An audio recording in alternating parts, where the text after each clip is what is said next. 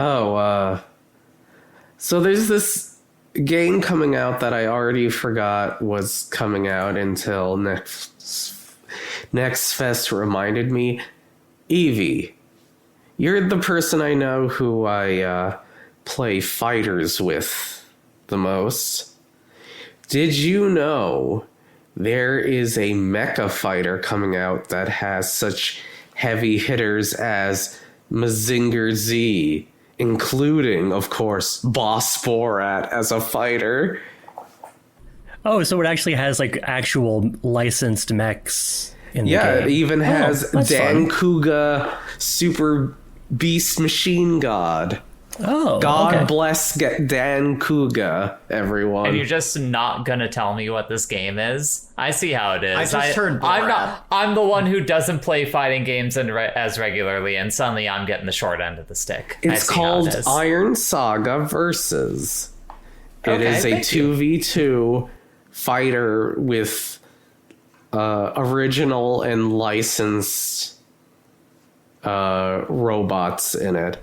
Hold on, let me bring this up so I can look But at what it. does that have to do with Borat? No, different Borat. Boss Oh, okay. Borat is like a joke.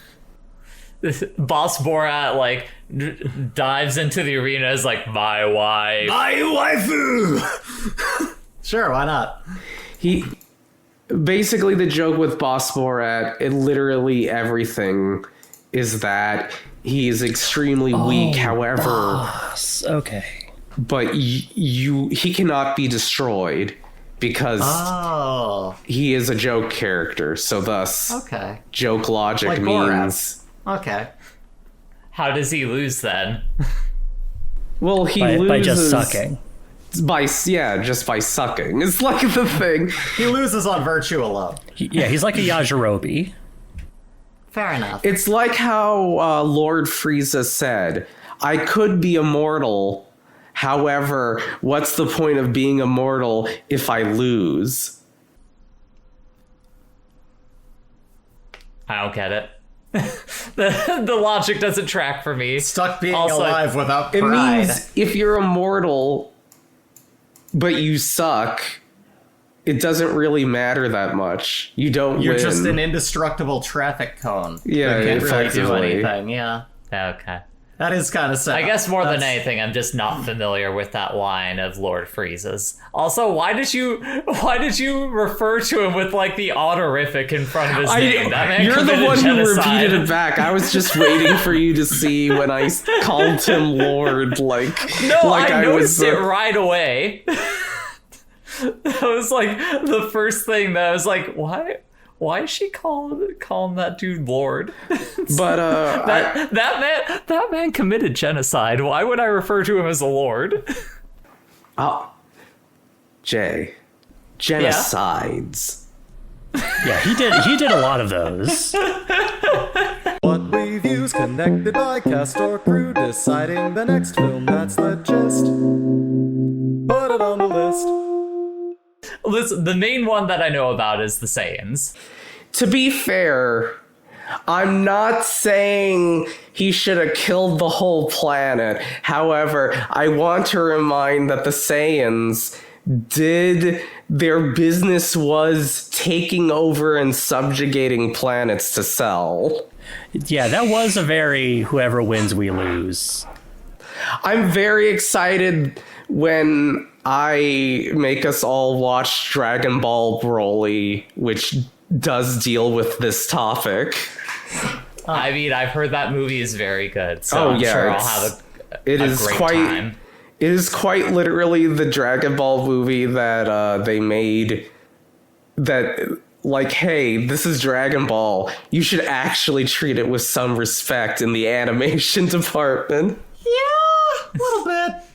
Kind of a big deal. Speaking of movies, hi everyone, Hey. and welcome to Put It on the List. My name's Jay. My name is Bree. I'm Evie. I'm Bridget, and I'm still recovering from a cold, so I'm gonna sound a little weird, which I think, ironically, is the second time we've recorded Yeah. something. Not where the first time it's happened. And this is the podcast for every other week / every couple of weeks. Schedule has been a little bit funky with the surgery that Brie had and everything. It went great. It did go great, and she's here with us this week. But Yeah, she's not in the than other ever. room this time. yeah. Nope. Where every other week or every couple of weeks we watch a movie together, talk it out, and then the next time we hang out, someone picks a movie for us to watch that is connected by either cast or crew. Last time on Put It on the List, we watched Mandy, as picked out by Bridget. Thank you again for that, Bridget. And transitioning off of that, Evie, thank you for the movie you followed that up with, which was Deep Cover, which we don't have to get into right away, but I just want to do a preamble on how it was very funny that, like, in the interim between these last couple of recordings, we watch a lot of movies. We don't only watch these movies, but at some point, I don't know why, but I downloaded Longlegs and was just like, let's all watch Longlegs together. And Evie was like, should we just watch this instead of Deep Cover? I was like, no, you committed. We can't. I did commit, and it was just like, it was a timing thing, because I was under the delusion that we were like pressed for time and we couldn't just like record whenever we wanted. So it's just like, well, if we talked about Longlegs, we've already watched the movie, so we don't have to find time to watch another one. It's just like, oh, actually, it doesn't fucking matter. So we just stuck with Deep Cover, which I'm glad we did. We've already lost our precedent for being timely, so that this can only go uphill from here. To be fair, you were recovering from surgery. Last week, a hurricane was barreling through, so that That's also true. kind of throwed out any recording prospects, and then me sick. The week, and also the week before that was like the last week of Brie's proper recovery, so I was having to be the primary caretaker because Bridget was back in Florida. Like, it was a whole conglomeration of things. Now, my friend, I haven't seen in years, Cable That Town. too. A lot of things that were out of our control happened. Yes, but the important thing now is that we're here. But before we talk about the movie proper, as always, I got some icebreaker questions. I got some. Not only do I still have leftovers from co-host, rest in peace, R.I.P. Pour one out for a real one. Yeah. People can't see it on camera, but like, what is Lawrence Fishburne refer to Clarence Williams as in that scene? Oh, he calls him Reverend. Yeah, hey Reverend, God bless you, Reverend. God bless you. Chucks the Bible across the room. Oh, it's so good. God. Amazing. Anyways, we also have some from our Blue Sky account. That's put on the list. Bluesky.social. I don't know. It's a new format. We're still figuring it out. I'm pretty sure that's the like proper URL. Put it for on the Blue list Sky on Blue accounts. Sky. Yeah, look us up on there. I still haven't made the website yet. I'm sorry. I've barely made my own website, let alone Hey, one I've for the made my podcast. website, and I do link to put it on the list. I was going to say, can we do a Web 1.0 website? Can we do like one of those A early... NeoCities one? Yeah. Yes. Well, yeah, I yeah. have NeoCities. Yeah, that what I'm was saying. that We was need the to- plan. okay, I was good. going to do All that. right. Okay, good. That's how I want it. Let me get to my question. All right, fine. Go for it. That's Sasyeti at neocities.com.org. One of those. You'll figure it out. I was going to say, all of these things, all these discussions about the way that we operate here are not shared with me until we record. we really gotta so tighten up everyone our can be like, plugs. Bree, why don't you know? But anyway. It's fine. We only have like 5 people listening to the podcast. Hey, 5e, how's it going? We love each and we every one of have- you. A handful Yes. of fun. Well, as the premier co-host podcast, now we have Blue Sky, which I'm sure is gonna boost our numbers by at least one person.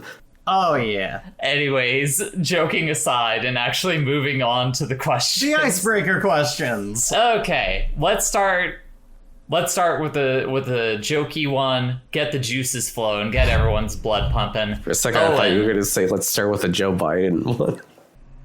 No, there's not. We can read it like Joe There's Biden. actually no Joe Biden related questions in here. from Owen. One of the last things that he sent on co-host was another fuck, marry, kill. This is a cursed one. Oh boy. This is one that I think will You mean the actually last one put wasn't? us... The last one was Evie? also cursed. This one's worse, Evie. Fuck, marry, kill. Cat in the Hat, Mike Myers. The Grinch, Jim Carrey. The Onceler, Tumblr. Those are your 3 choices. Decide. I gotta Google the Onceler, because I have no fucking clue who that is. He's the default Tumblr sexy man. He's like OG. He's basically a twink. Yeah, He's he's just he's a twink from a Dr. Seuss movie. Doesn't matter. specifically from the movie. From the not Lorax, yeah. I'm only seeing Ed Onceler from, like, fucking the Boondocks. Hold on. My Search main, Onceler Lorax. I've told this before, but my main experience with the Onceler is the image that says, "Oh, Lorax, me with my own." Yeah, I mean, he a twink. I can get down I'm with going that. to censor that out. Just so you know. I'm not one to censor.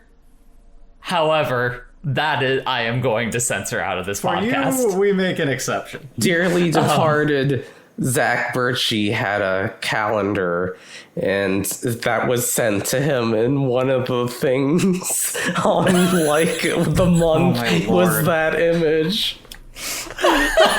What the fuck? Okay. Anyways, okay. I feel like there's always like an easy, you put this one in the fuck category, like more often than not. Like, it's probably Onceler, right? Or are we marrying the Onceler? I would marry I'm the killing Onceler. him. I'm killing the Onceler. Are you shitting me? That guy sucks. I gotta marry the Onceler Hold purely on. because I don't want to What, wake up you're every just morning going next to by either of the looks others, and not okay? feel? In this situation, yes. Bridget has a point. You can't neglect the heart.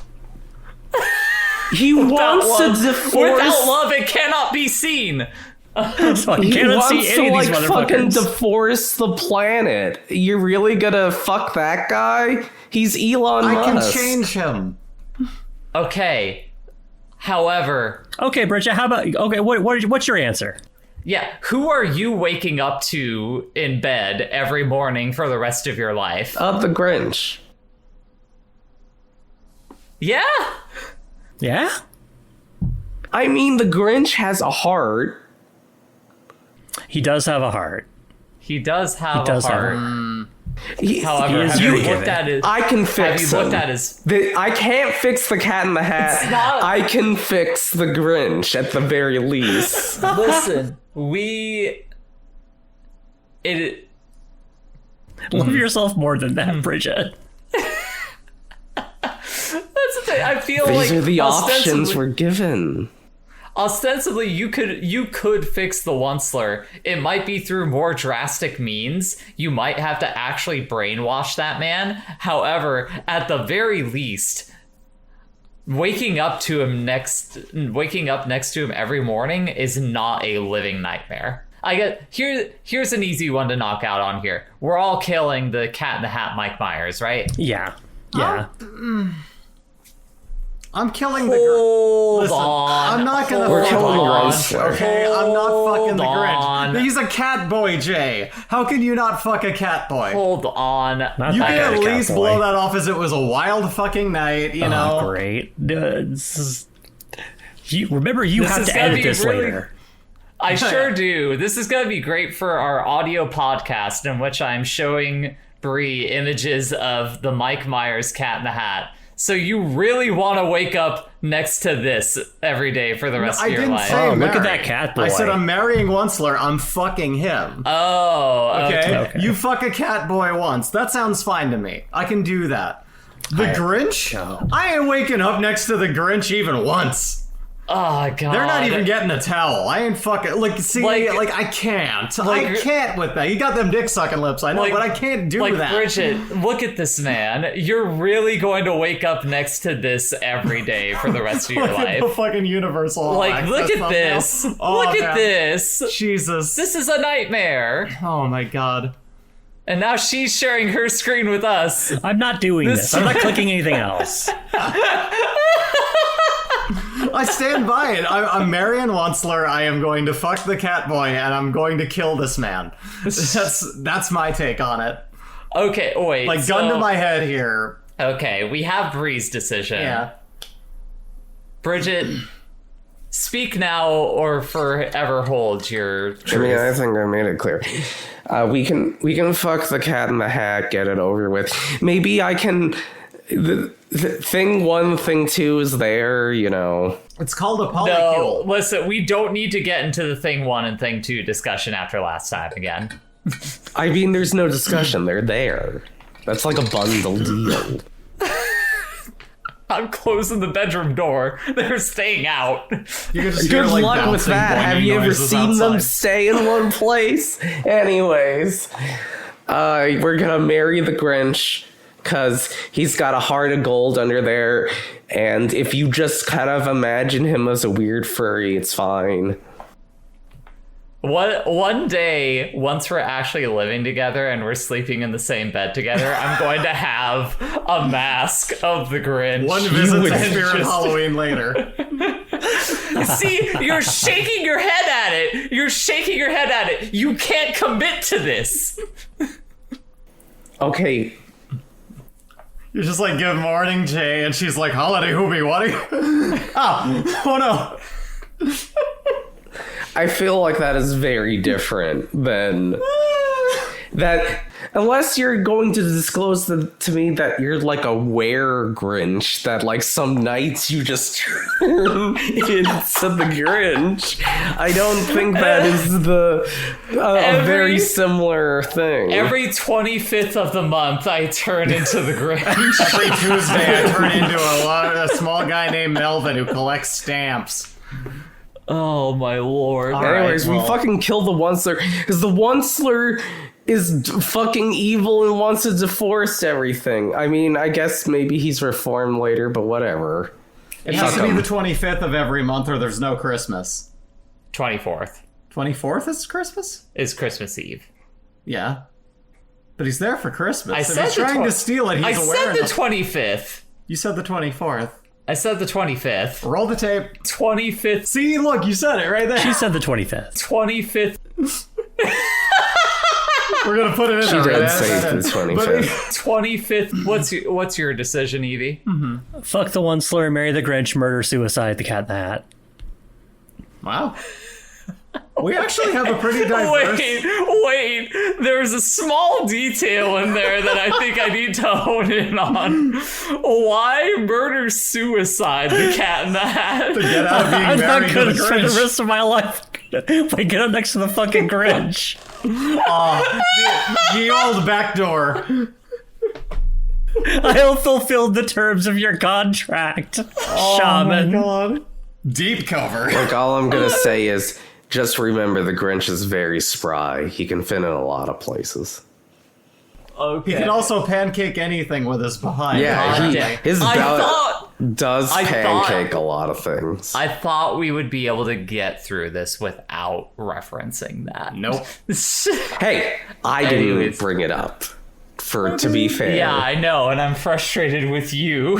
What did I do? Anyways, I haven't given my answer. I'm going to marry the one slur. I'm going to fuck the cat in the hat, and I'm going to kill the Grinch.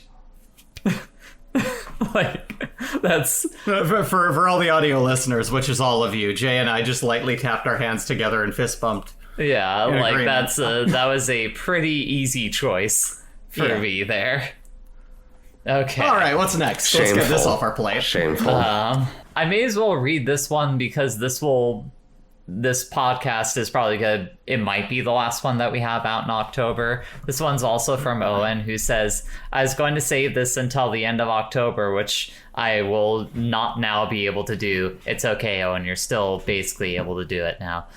Because while in my heart, I know that the co-host Ask Box is not a death note, can you imagine if a week before the election, he just had a massive aneurysm and dropped dead at one of his shitty HOA rallies and I had sent Donald Trump's name in as an ask the day before?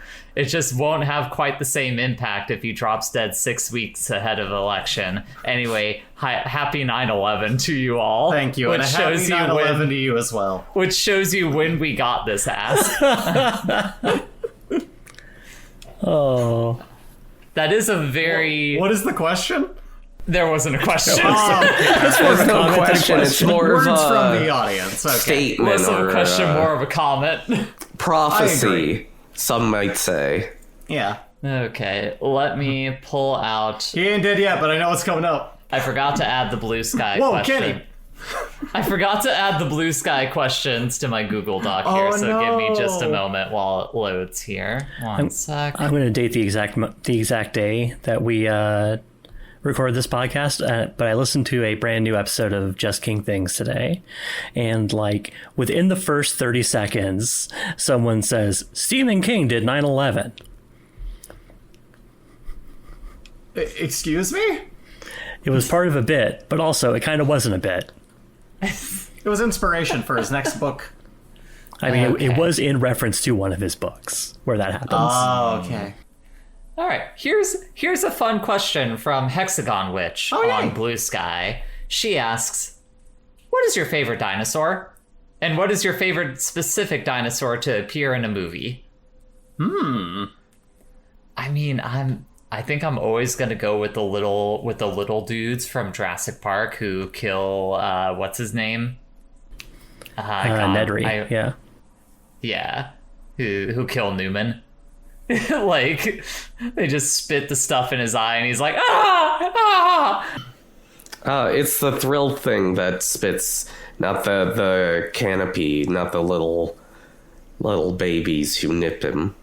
Well, that's oh right. Well, that's what I mean is like the guys with the like frill things that spit the tar in his eyes. That is pretty cool.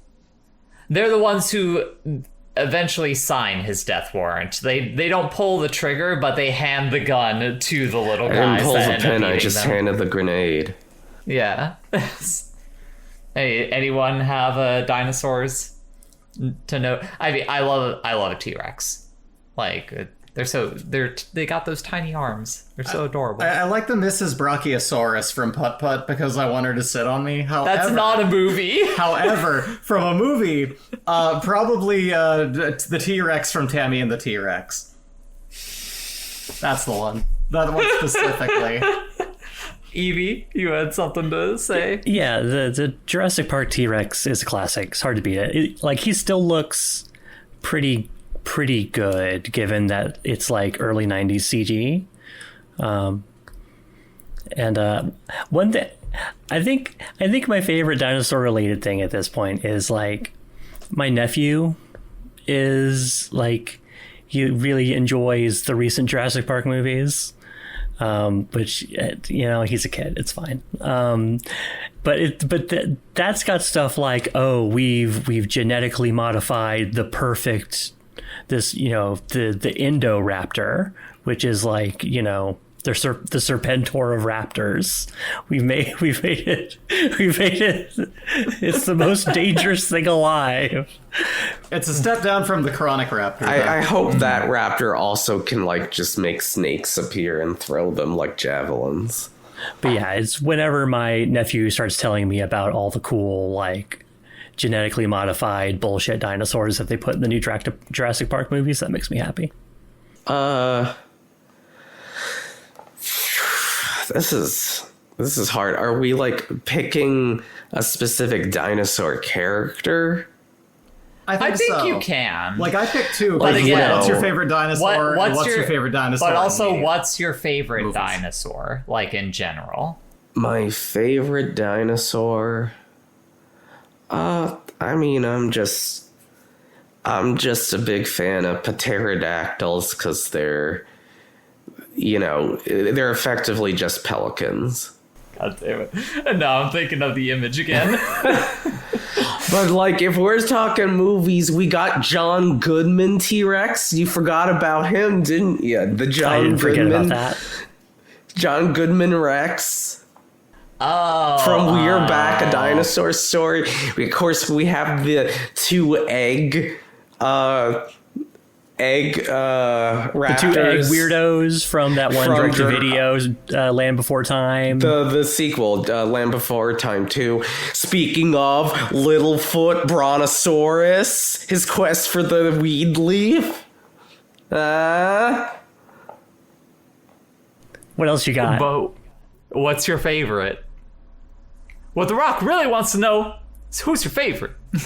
What's my favorite? You got all the cast from the television show Dinosaurs, including the baby. You gotta love it. It's gotta be a movie. It's not a movie. Unless they had a However, direct to VHS the only movie. thing I do remember from Meet the Robinsons is the talking T-Rex with the top hat. But You got the good dinosaur from The Good Dinosaur. no, fuck him. Fuck him. Fuck the good dinosaur. I hope the good dinosaur dies. He almost does. He bleeds in that movie. You got Aladar from the Disney film Dinosaur, which is not the good Actually, dinosaur. No. Dinosaur better than Good Dinosaur. That Dinosaur is not a good movie. However, Just tell us your favorite dinosaur, guys. it's the egg ones because they're so silly. I like great. the silly,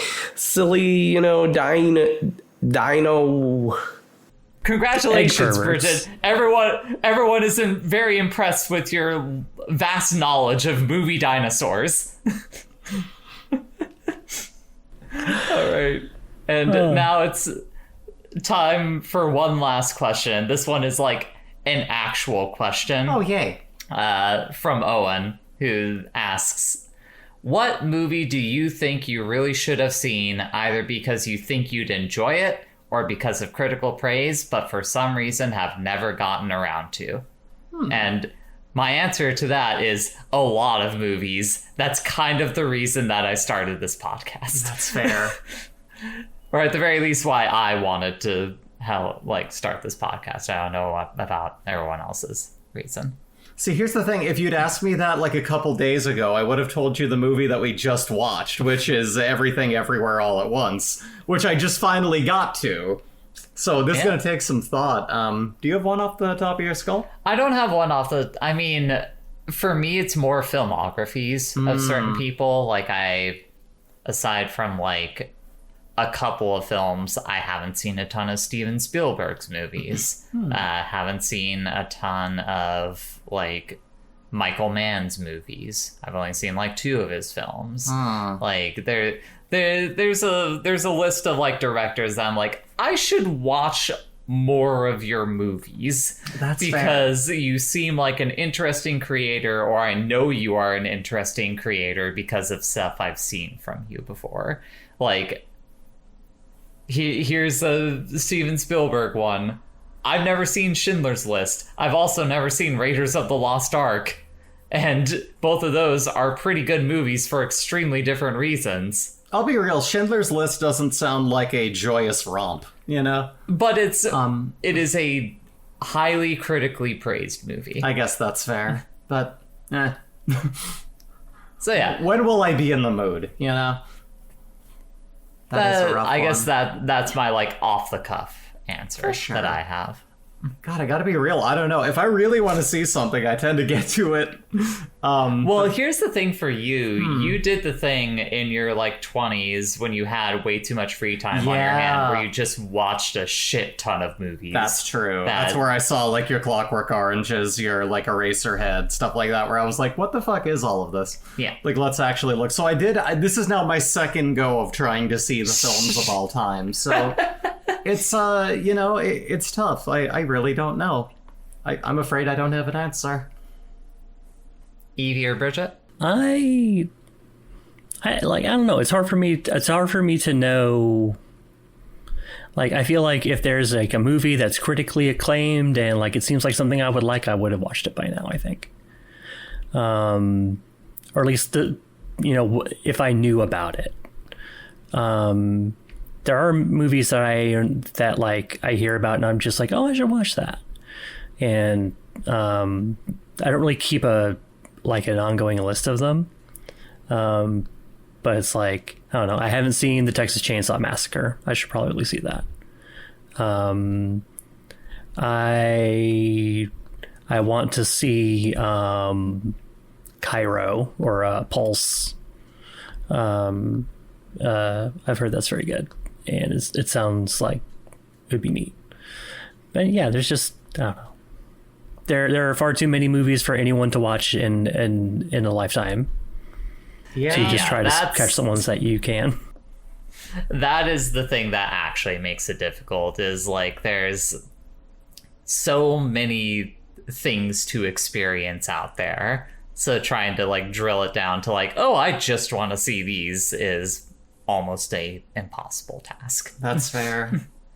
Bridget? You want to see the uncensored Hokuto no Ken movie, don't you? Yeah, that turned out to be fake. Oh, bullshit. Well, now you have to tell the people listening the fake news that you disclosed to us. Somebody found the original uncensored, but according to Justin Savakis, it's actually just Toy doesn't want to release it. Which I guess that makes sense. Like, Cowards. Toei is like a family studio.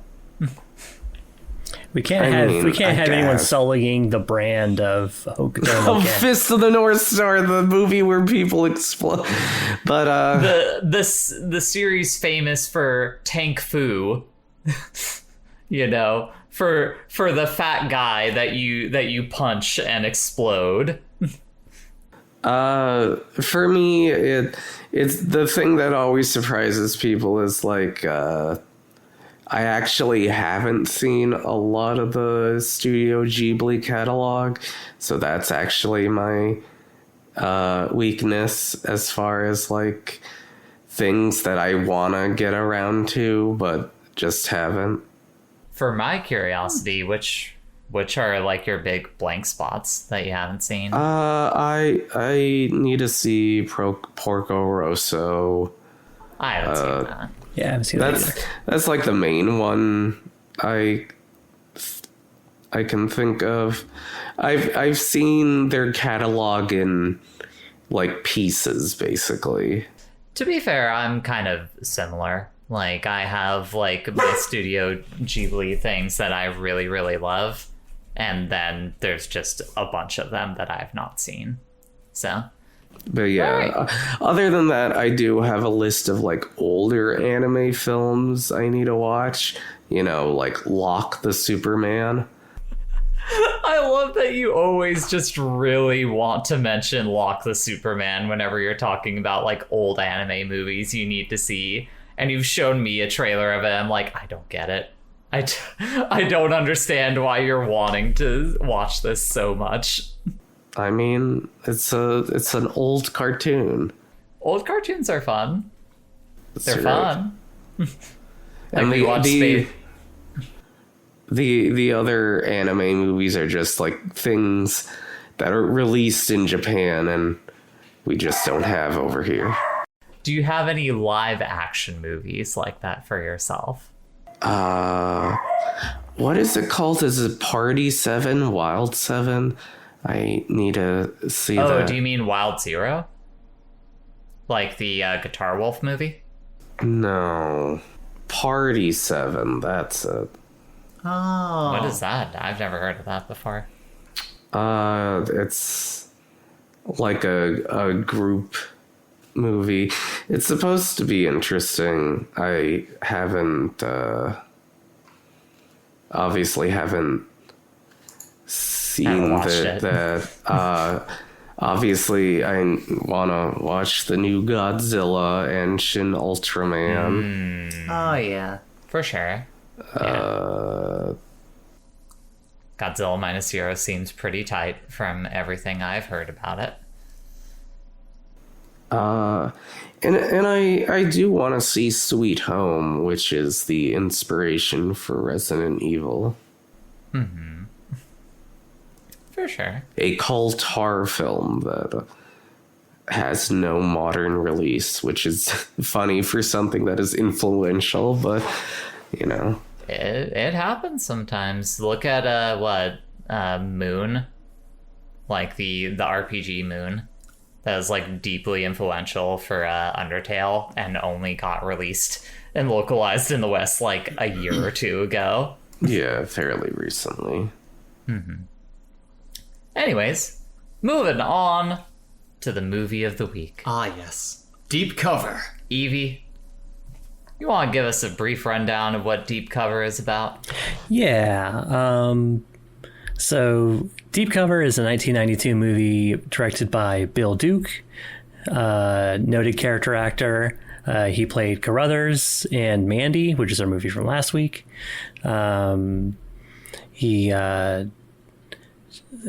Bridget's walking away while I'm talking about the fucking movie that we're talking about this week. All right, Bill Duke. He's Carruthers in Mandy, which we watched last week. People would know him from roles in, Commando, Predator.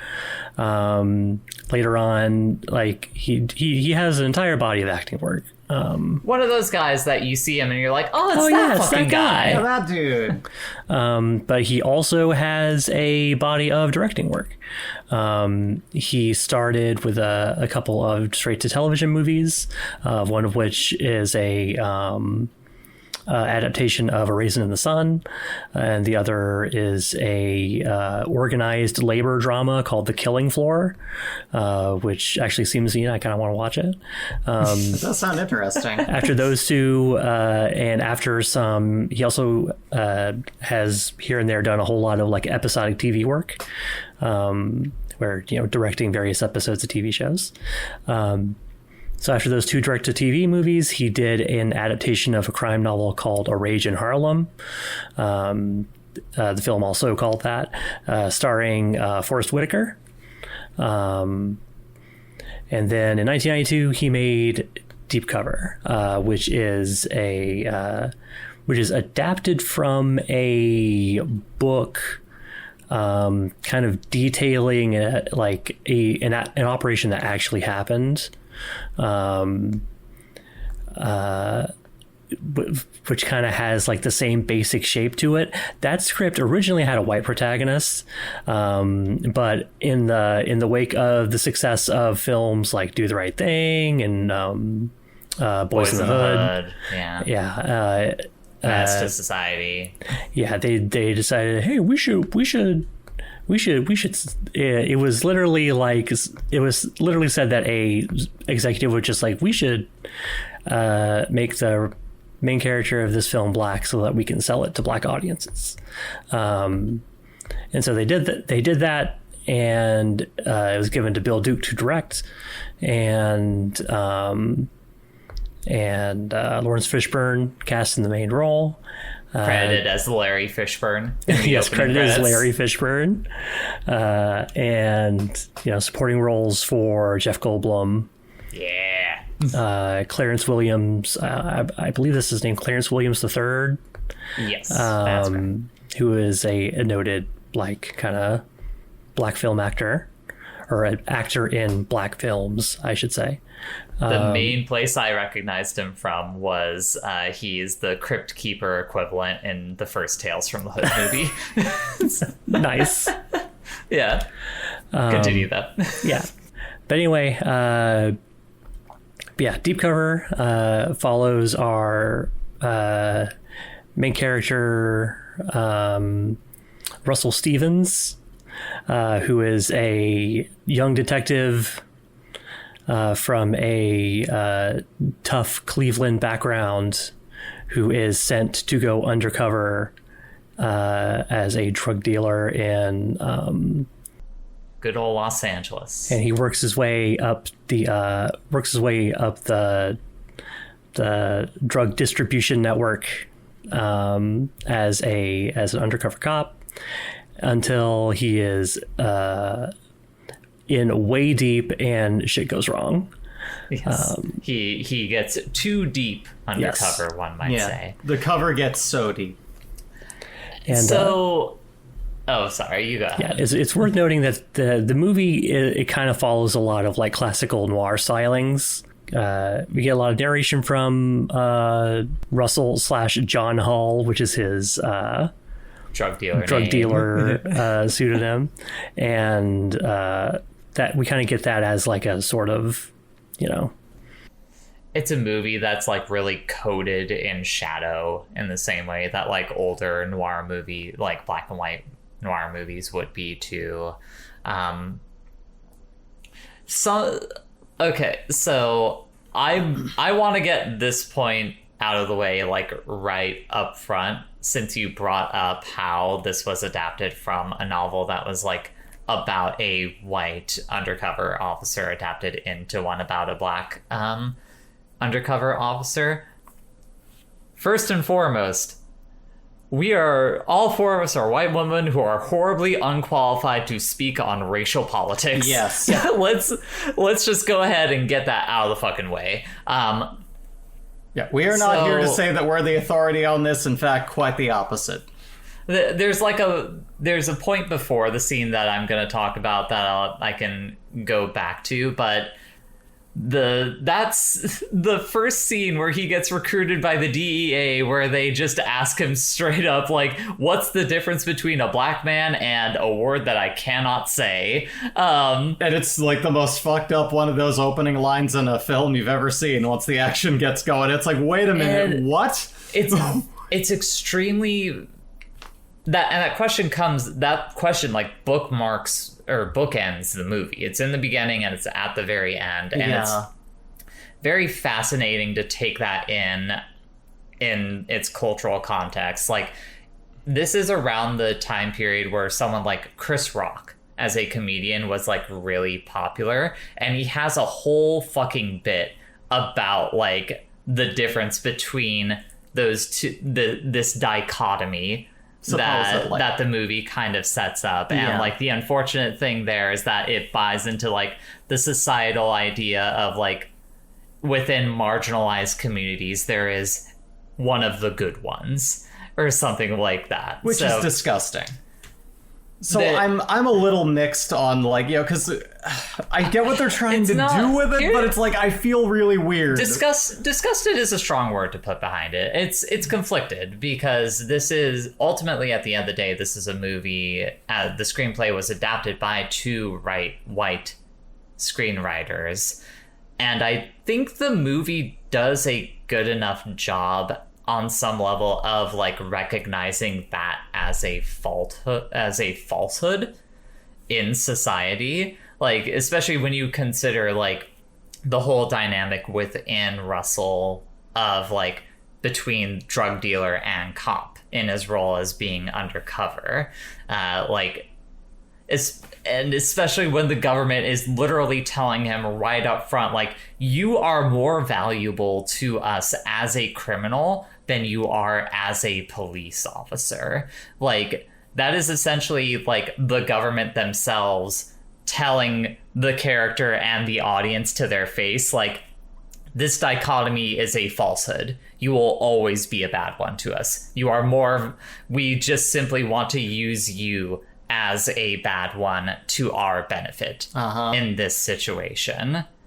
So like that's the main thing that I really want to touch on in that on the racial politics of this movie that I feel like close to comfortable speaking on. Fair enough. Yeah. And so this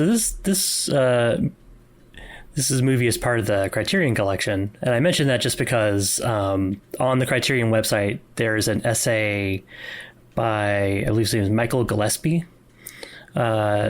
which discusses the film and kind of places it within the context of a few different, like, gives a white viewer maybe a few more tools with which to kind of like look at the film that will I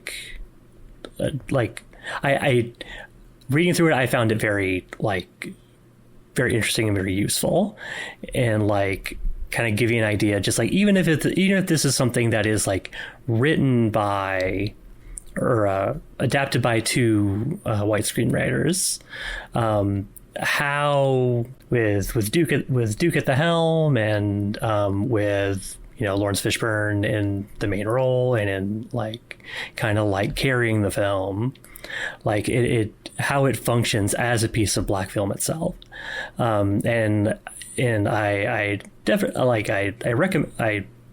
I recommend anyone who's going to watch this film to also check out that essay and like kind of use that as a kind of jumping off point to kind of get more into like the racial political part of it, because I thought it was like something that was very useful to me.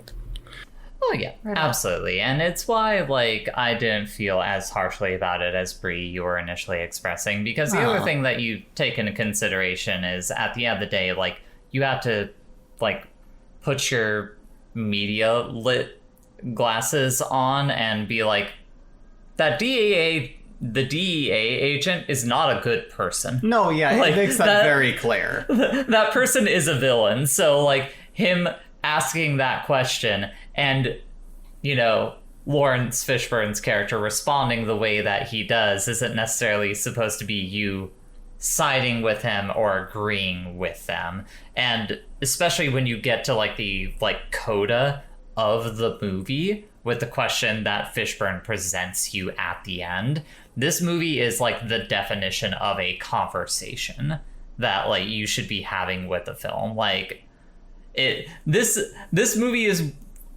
one that if it's not used for like film analysis courses more, it should be used more, because there's a lot of things in it that I think require you to dissect like every aspect of the filmmaking, not simply like the way it is shot, the way that things are acted, the way that things are written, but choices in like production design and costume, like costuming choices and stuff like that. Like I don't want to get too deep into it, because I guess let me ask this: do we want to do beat by beat, or are we just gonna generally vibe? Let's just vibe, because I can't remember what order everything happens in. Yeah, I'm okay with just vibing. I think like a general, like a very like loose summary is maybe in order, just as like a reminder, because like it's been a minute since we watched the film. Oh, sure. Well, let's start off with the very opening scene, kind of cycling back to that, which is maybe the most comically tragic opening to a movie I think I've ever seen, which is like, it's Russell as a child in the car with his dad, and his dad is like sniffing cocaine and getting ready to rob a liquor store to like buy monies to buy gifts to buy monies to buy a gift for his son on Christmas Eve. Changing the name of the chat to Buying Monies. But yeah, like literally he is getting ready to like rob a liquor store so he can buy a Christmas gift for his son, and like he's snorting cocaine and just like, don't do this shit, never do this shit, kid. Like it's bad stuff. But the thing I want to note in like the brief manic conversation, one-sided conversation even, that the dad is having with Russell as a kid, is he asks him, you better know what you want, else how you expect to get what you want if you don't know what the hell you want. And like, in the context, it's about a Christmas gift. But as you get through the rest of the movie, you start to figure out like, no, that's actually like the wider question of like, what are you trying to accomplish with the actions that you are taking in whatever position you are in life? But yeah, you just see him like getting ready to go into the liquor store. You got like what is, I can only assume is like a drunk Santa like banging on the window of the cars. They're like, "Happy goddamn Christmas, kid!" It's like, and then his dad like tries to shoo the Santa away. Like, I think he pistol whips him. Basically, he's just like, "Get out of the way." But yeah, runs in there, shoots the clerk, steals money, and as he's like holding up the money, seeing like, this is what it's all about. Like he gets shot in the back with like a rifle by that clerk. We're not 5 minutes into the movie, I don't think, and his father just gets bloodily killed in that flashback. Just watches his father die in like a bloody gun thing, and he picks up these 2 bloody 5s left in his hand as he just like, what does he tell him while he's kind of fading out? I didn't note down the exact thing. I should have written that down. That he tells him. But basically watches his dad get shot bloody dead for robbing a liquor store within a few minutes of the thing beginning. Yeah. Like, that's how this is his past. This is him going, I'm not going to end up like that. Yeah, and... a thing, like, the narration starts up here, and, like, a thing about it is, like, it's very lyrical in a weird way. It borders on slam poetry. Yes, 100%. And I feel like that's sort of like it. I feel like I really like that as like a stylistic choice to run, that runs up against stuff like in the next scene, like when like the DEA guy is trying to recruit him, like he starts like laying out this like psychological profile they have of him, where he's like, oh well, you have the strong sense of morals but no underlying value system, and you resent authority. Yeah, and the thing that stuck out to me is like a underdeveloped sense of self. Like it is something that is like played with his like his pseudonym being John Hall and stuff like that, but like the very like stylized way that he delivers this narration like suggests like that they are not actually they're not it's not that the self isn't there, it's that they're not seeing it. He is like it glances at an interiority that the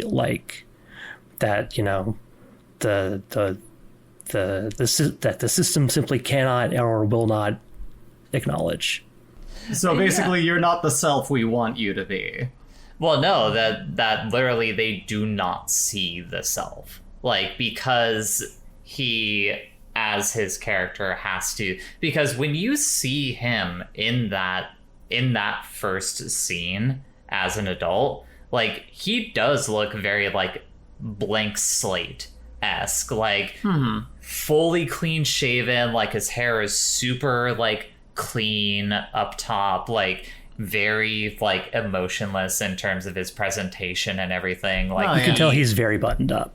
Yeah, very clean cut because of basically not wanting to become his father. And you can tell from the way that he answers the question that the DEA agent asks that like this is an internalized thing that he has had to teach himself, like by virtue of living in a white supremacist society. Yeah. Like the fact that, he is able to exist as a black police officer to the point that he is possibly being recruited to the DEA shows that he has had to, like, at least in one read of it, like, shove it down. You could also interpret it as, like that he is, an underdeveloped sense of self, like early on. And that's why there's such a conflict over the course of the movie, why he's still able to go along with everything despite all of his misgivings about, like, the drugs, what it does to the black community and everything like that. And that you gotta sell drugs to stop drugs. He sells drugs to the community. And that you can thus contextualize the narration as being more so him older after this situation, reflecting on it. And, that he has developed, maybe he started off with that underdeveloped sense of self, and they did they were correct in that analysis and he grew it, or that he did have that and they did not see it. Yeah. One last thing There's a lot of about ways. this Michael Gillespie essay, and then I'll shut up about it. But like it suggests that like an idea that there's like an idea that I like that like it's basically once I like looked up what this meant and like I noted it as like an idea that exists in my head. Like I'm realizing it just like shot through this entire movie, and I guess it makes sense. Gillespie mentions specifically in reference to a scene that we'll get to later, like the scene with the masks. The idea of a double consciousness, which is as a phrase, it was originally coined by Ralph Waldo Emerson in the 1800s, but it was specifically in reference to like, in terms of like racial studies in theory. It was presented by W.E.B. Du Bois in 1903. And it's basically the tension within a member of a well, he didn't put it in these terms. This came after like 100 years of academic work has kind of built on top of it. It's basically the idea that as a black person in a society that is shot through with, that is at its core white supremacist, like you are torn between your thoughts and feelings and desires as a black person and the thoughts and feelings and desires you are expected to have as a member of that white supremacist society. And that is, I feel like that is a like, when it's this feels like one of those things that is like, I've never taken a racial studies class, but if I had to guess, this is one of those things that they teach you very early on. Yeah. And so it's kind of like, oh yeah, that's all over this fucking movie, huh? Because like we see it where like,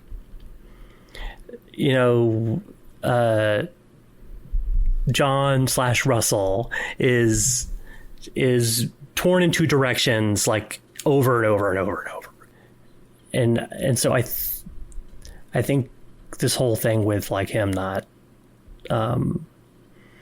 like not having a developed sense of self, or like that's how it is, like that's how it's measured by this DEA like psych evaluation. DEA dipshit. Yeah, it's the sort of thing that's just like that could also be something that's just like the end result of growing up in a society where you like are constantly like held under a microscope. Yeah, you're held under a microscope, and also like you may be of two minds about any given thing. Yeah. Bridget, you look like you had something to add. So Charles Martin Smith, the DEA agent. Uh-huh. Did you know he's a director? Oh, where? No, I didn't. What has he directed? Air Bud. And of course, Dolphin Tale and Dolphin Tale 2. Hell yeah. Great. Maybe this is the most fitting role for him to direct the whitest movies afterwards. My God. Okay, I need to get back on track. That actually I'm sorry, was like... that was like, I was looking to see if he was in anything else. No, I mean, I appreciate the newfound knowledge that man's directing career. I wanted to see, and like it turned out no, but I wanted to see if Lawrence Fishburne was still doing the Cowboy Curtis thing on Pee-wee's Playhouse, just because it was a little bit before this movie. But like, it dawned on me, like, what if he was doing this at the same time? Would have been like a really funny kind of showing of his range within any given time. Like, he's a really, really good actor. Oh, I mean, he's phenomenal. Like, Lawrence Fishburne is fucking excellent amazing in this fucking movie. He's basically excellent in every movie that he's in. He's one of our greatest living actors. We love him. Currently. The thing that I wanted to touch on before Bridget's little sidetrack there was that... I got us off track before Bridget did, so it's all right. No, I mean, I think that your discussion of like double consciousness very much ties into what I was like hinting at earlier, which is that like duality as a concept is all over this fucking movie. Not simply from like a writing perspective, but like I was talking to you, everyone in the group, about it like after we watched the movie, that like I noticed like, oh yeah, there's like the like red and blue lighting is like a really nice touch. Like it makes the movie like ethereal, but it also is, you know, playing off of that idea of like, you know, the red and blue of like police sirens that go off and something like that. I rewatched this movie. Red and blue is all over this fucking red, thing. white, and blue. This is America. As soon as you notice it, you see it in everything. It's in everything. It's in the lighting in scenes. It's in like production and set design. In the outfits. It's literally in the fucking outfits that characters are wearing. In the scene where you first meet Jeff Goldblum, he is wearing a red, white, and blue suit. His little girl in her white school blouse and his wife in the red dress, and the mobsters, they have the similar palette. The three drug dealers are dressed in red, white, and blue. Like, it's fucking everywhere. Like, it's insane. Like, the amount of attention they had to have put into like making sure that was a running theme in every single scene.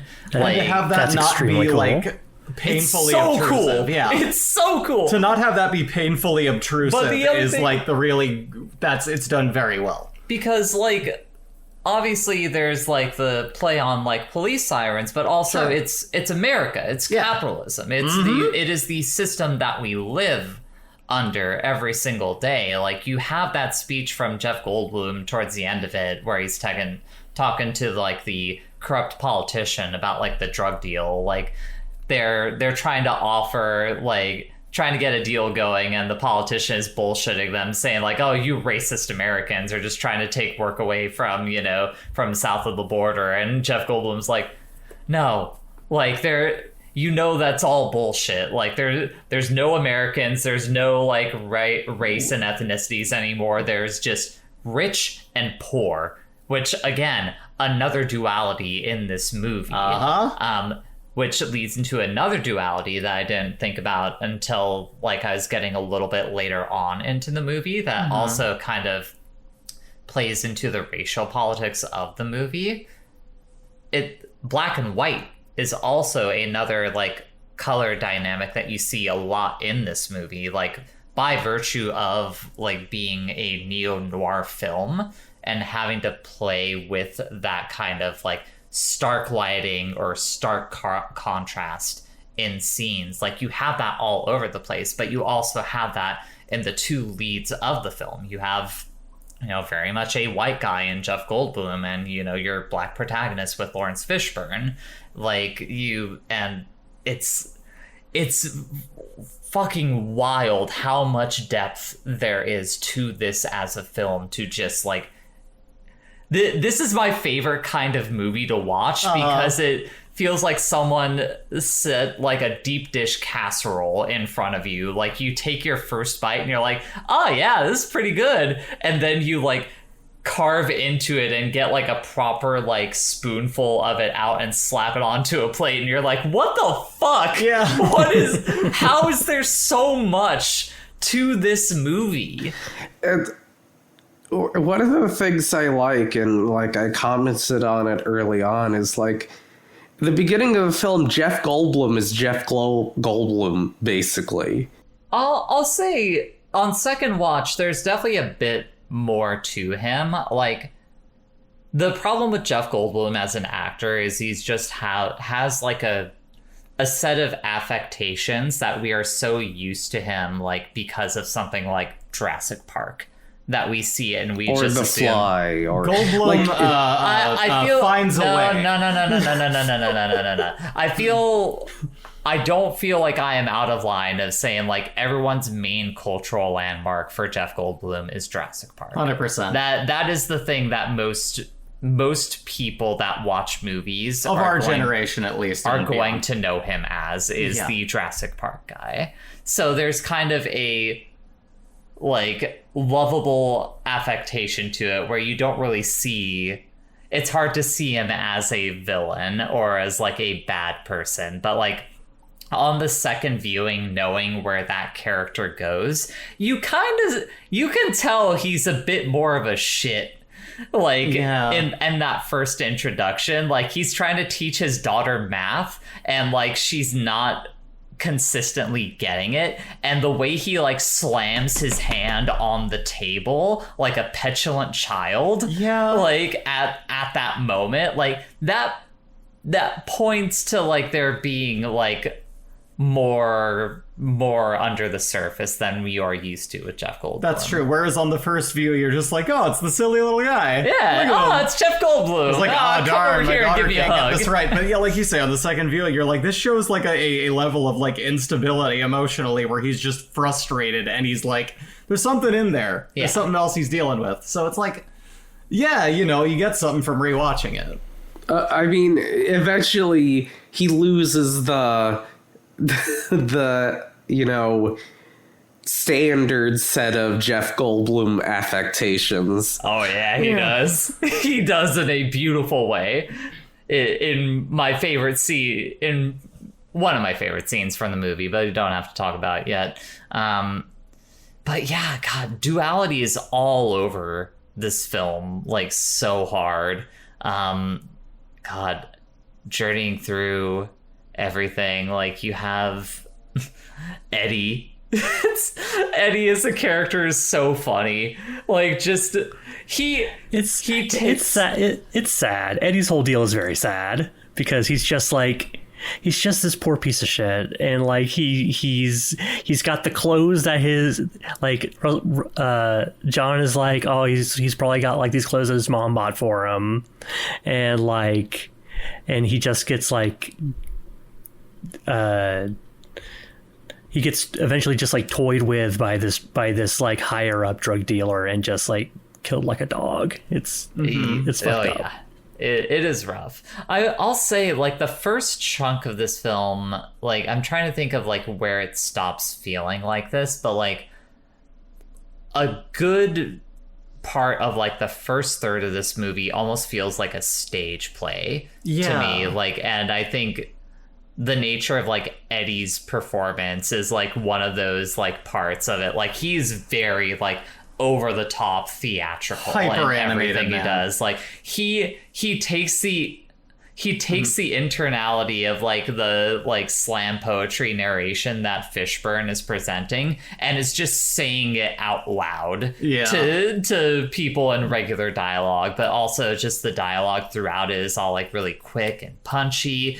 The editing is like super fast paced. Like, you could tell, like, okay, we have to get through this in this set amount of time. We have to, people behind the stage are like getting ready to like move in a new backdrop or something like that. Like, it feels like it has that frenetic energy that I imagine a stage play has to have in order to get everything done to it. It accelerates quicker over time, though, doesn't it? No, it's the other way around. Like, for me, Oh, that's right. You were saying it slows down a bit because as it like as it establishes, it becomes kind of tense with the way that, like, you know, it gets you into that place that they're in, basically. This is one of the few movies I've watched where spiraling out of control, like, feels like a fully apt way to describe it. Because most of the time when people think of, like, a spiraling pace, they imagine, like, downward spiral. Like, it's getting faster and faster as you're getting closer and closer to the end of the spiral. But this one, it starts at the center and, like, it's going hyper fast, but then as you get further along into the movie, it's actually slowing down and drawing things out more. And that was very fascinating on first watch, because kind of tying into, like, the unexpected fact of Bill Duke being a director, like, I knew this was his second movie, and I was watching it, and on first impression, like, the editing was so, like, frenetic, and it felt like everything was so just bam, bam, bam, bam, bam. We're getting through this. We're getting through this super fast. And I was like, yeah, you can kind of tell this is, like, really rough around the edges. Like, he's not quite there as a filmmaker yet. Like, a very condescending way to look at it internally. And then as I got further and further into it, I was like, oh no, that was very much done on purpose. Because as he gets deeper into the cover, as is the movie theme, you know, this whole world opens up and slowly becomes this daunting, like, thing that becomes the severe tension of the whole situation. The intensity of that becomes more noticeable, and, like, slowly just the weight of that feels more present because of that pacing. Like, and that there's something to be said about that. I think that the way you put it, the reverse spiral of things spiraling out of control, is a perfect way to put that. And I can't honestly off the top of my brain think of another film that works that way. I'm sure they're out there. I'm sure they are, but I'm saying off the top of my head. Yeah. Like, something like I wonder if it. I'm sure it doesn't map cleanly, but, like, it's like, you know, while he's, like, kind of, like, just getting started on like with his operation, just like, and he's kind of on the street more, like, that's when it's, like, the quickest, and kind of, like, as he's moving up, and, like, as he's sort of, like, accumulating more wealth and power and able to, like, sort of, like, move more, that's when it starts to, like, slow down, and, like, he's, like, the more he's, like, removed from, like, that low level, like, fast-paced hustle and bustle type thing. Ooh, that is actually a very good read of it. Like, the less he has to worry about what is technically his life at this point, because he is becoming more wealthy,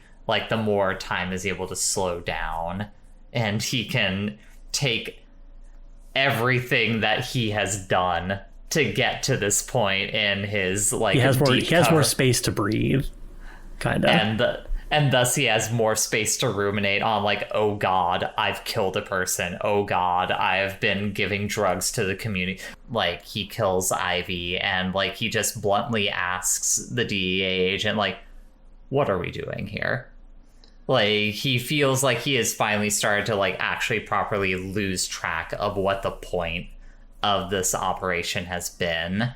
And the DEA agent just starts talking to him about, like, crack babies and, like, what that looks like. And especially, like, what that looks like for a marginalized community that is specifically being targeted by drug dealers. And it's so fucking manipulative. Like, that part sucks so much, because, like, that is literally taking advantage of someone that has, like, so lost track of, like, what he started doing this job for, to be like, no, yeah, you're trying to stop the big cocaine dealers because they're the ones who create the crack babies. And it's like, that he says by making him deal it. Yeah. Yeah, that's the thing. It's just like, no, it's not that guy. It's everything. Yeah. It's fucking everything in the system. Which that he is... lets spew out once he finally confronts him. Like, no, yeah, this isn't me. This comes from above me. This is just how it works. Like, this is maybe also one of the most cynical movies I think I've ever said. Very rightfully so. Yeah. I don't mean that as a derogatory. I mean that complimentary, because this movie basically is just saying, like, no, this whole system is fucked. Yeah.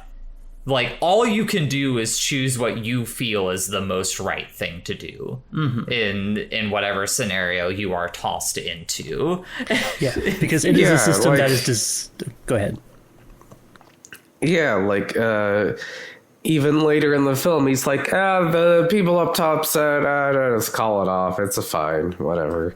New people We in like charge. him now. Oh, we want him to Yeah. be president. Yeah. Like, God, that fucking just...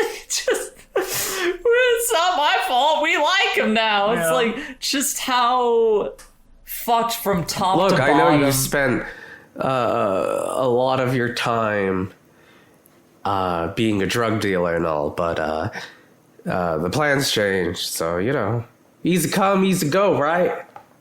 Yeah, it's just like, hey, if you come along with me, I'll take you to Washington. You know, you'll get a nice desk job or something You know like what that. fucking damage I've done? Like, Yeah, and Fishburne just has to be like, that's not what I didn't get into this for a fucking desk job. Yeah. I did this to be like shoes on the ground, like stopping this kind of shit from happening, and you basically just took my feet and put them in the drug dealer's shoes. Yep. So I'm not stopping shit. Like, good God. What?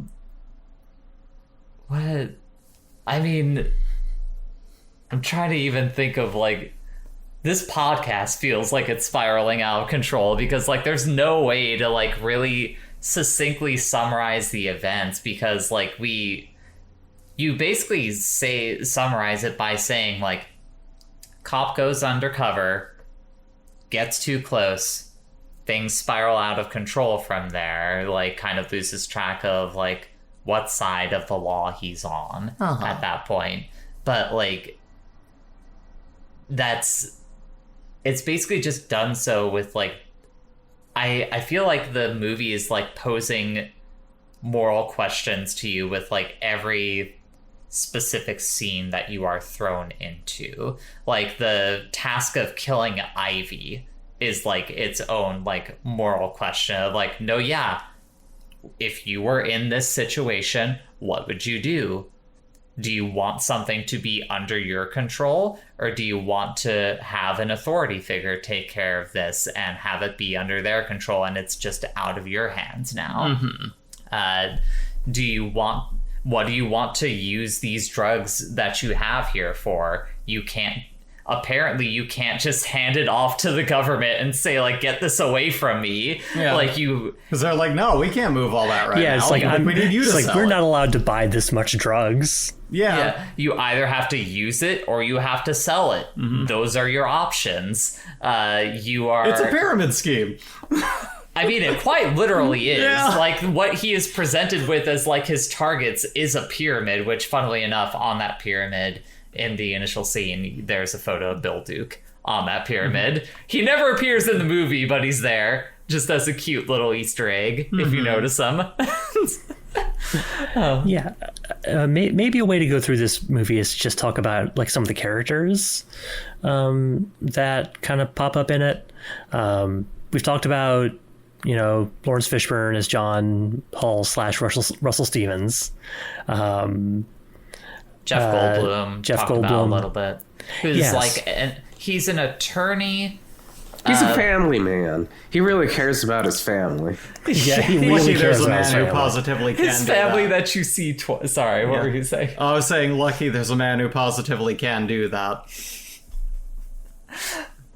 But his family shows up twice. Yeah. Pretty much in the opening scene, and then his wife saying, like, you should really get out of the business, and Yeah, he's like, like, no. I want my cake and eat it too. Why do you phrase it that way, Jeff Goldblum? I want to have my cake and to eat it too. But he just says, well, she's like, what do you want out of all this? My cake and eat it too. And he says again, my cake and eat it too. You're gonna promise me to put in the voice that of, you motherfucker! Then we'll have barbecue jumbo shrimp. You motherfucker! Get back in the fucking car, David! Motherfucker! Him screaming at like the head drug guy that he kicks out of the fucking car and like gets him hit by another car while he's still leaning out there on coke screaming at him. Then we'll get barbecue jumbo shrimp. Motherfucker! Lawrence Fishburne screaming as they're about to nearly crash the car is like, what a fucking scene. That whole fucking chaos. Oh my god.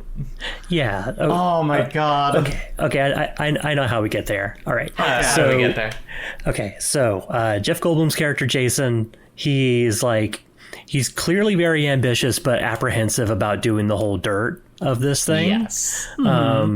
He's like a suburban like lawyer.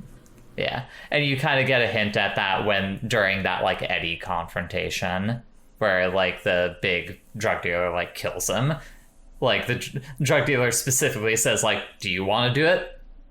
Like it's basically just like, "Come on, if you want to do this, you got to do the dirt." He seems like a real. He's in it for the money, but he doesn't want to like do.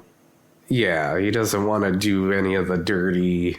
Because of the stuff. I'm a white upper class suburban guy with, lawyer money. He's like, well, I don't want to fucking, actually do the dirty work. I just want to get people off, legally. A very budding, let's say very much a budding capitalist. Yeah. Like that's a good way to put I it, had actually. a thought that just popped into my head, but I don't want to fully take Evie off track, so I'll save it for later. Okay. Yeah, so he is like the bottom level of the pyramid. John like links up with him and they start working together under, I can't remember this guy's name. Fardosa or Barbosa? Something like that. He's like he's like